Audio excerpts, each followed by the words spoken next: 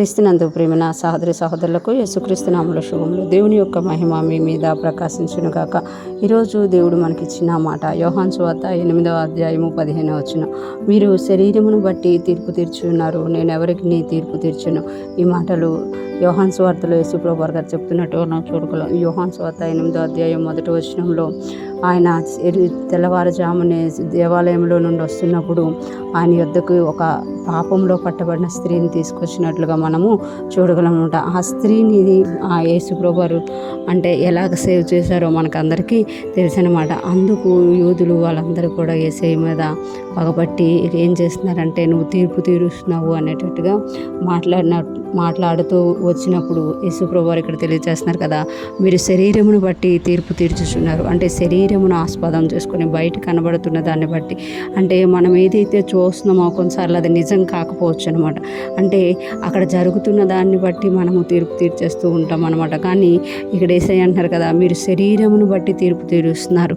అంటే శరీరంలో జరుగుతున్న క్రియలను బట్టి, శరీరం మీరు కళ్ళతో చూస్తున్న దాన్ని బట్టి, చెవులతో వింటున్న దాన్ని బట్టి మీరు తీర్పు తీరుస్తున్నారు. శరీరానుసారమైన తీర్పును బట్టి, శరీరమును బట్టి తీర్పు తీరుస్తున్నారు.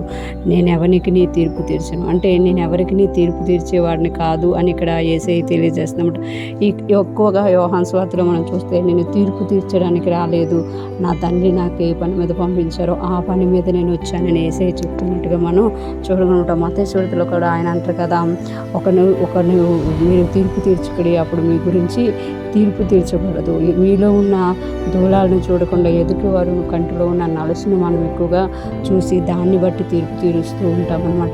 ఇక్కడ యూదులు కూడా యేసయ్యకి ప్రతి విషయంలో కూడా తీర్పు తీర్చేటట్టుగా మనము చూడగలట. ప్రతి విషయాన్ని విమర్శిస్తున్నట్టుగా, ప్రతి విషయాన్ని కూడా వేరే కోణంలో చూస్తున్నట్టుగా చూడగలం. అందుకే ఇక్కడ యేసయ్య అంటున్నారు కదా, మీరు శరీరమును బట్టి తీర్పు తీరుస్తున్నారు. అదే మీరు ఆత్మ సంబంధంగా వెళ్తే, ఆత్మీయంగా వెళ్తే, దేవునితో ఒక కనెక్షన్ కలిగి ఉంటే మీరు తీర్పు తీర్చరు కానీ క్షమిస్తారు అని ఇక్కడ తెలియజేస్తున్నమాట.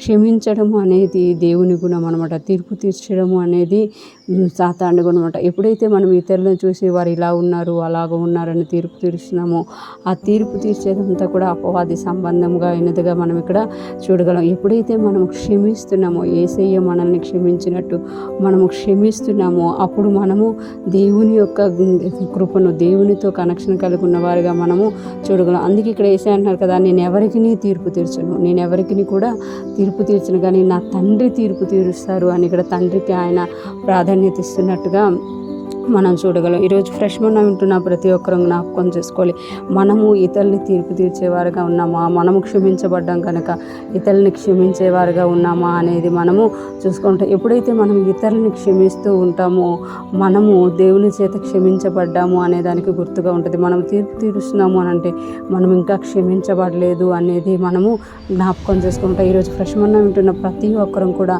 తీర్పు తీర్చే మనసుతో కాకుండా క్షమించే మనసును కలుగుందాము గాక. యేసయ్యలాగా జీవిస్తూ తండ్రికి మహిమకరంగా జీవించుదుము గాక. ఆమేన్.